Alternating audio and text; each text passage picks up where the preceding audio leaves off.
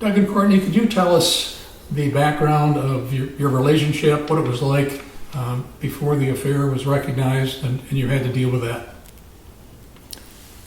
I'll shoot on this one. It was just before our 18th wedding anniversary, 4 years ago, and this is what it seemed to me to be in the marriage, is that we were doing okay. It looked like it was going to be long-lasting. That's the best way I could describe it.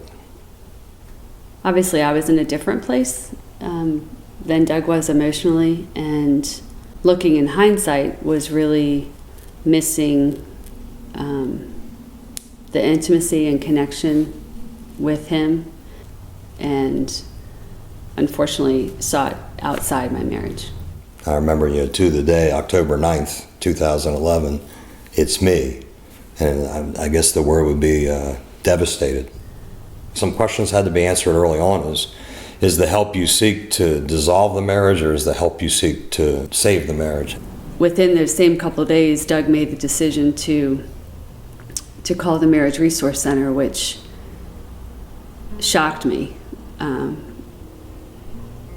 because I didn't think that there was any hope, but God saw different, and he led us to a very special couple that could really understand on a personal level the degree of shame that I felt, and was able to steer me toward, not just toward Doug, but toward God's grace. The mentoring process was hugely beneficial. Without that guidance and direction and calm demeanor, and it's just, they could relate. There was no judgment. The reminders of what and why we got married to begin with.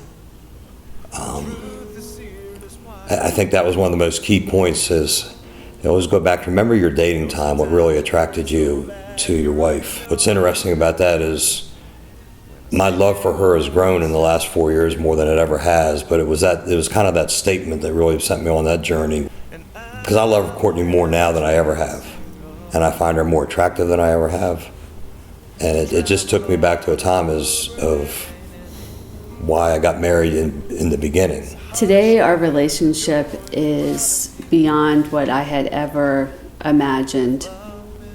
There's nothing between us. I mean, we have invested everything we have into our friendship, into the intimacy in our marriage, into communication skills. We've just bared it all, and it's created a level of intimacy that I don't think we would have otherwise experienced. I would never have wished the situation upon anybody, and I know God can turn anything from what seems to be the worst thing could ever happen and make good of it, and I think that's a prime example of what's happened here. But as a restoration couple, we've been assigned several couples since this time, and the one thing that we think we can do is just offer some hope. For me personally, I'm so grateful for the restoration that's happened in our marriage that it's something that I can't contain. I have to share it with other people, and I know that what I have to offer because of my experience will change somebody's life and restore a marriage. I would make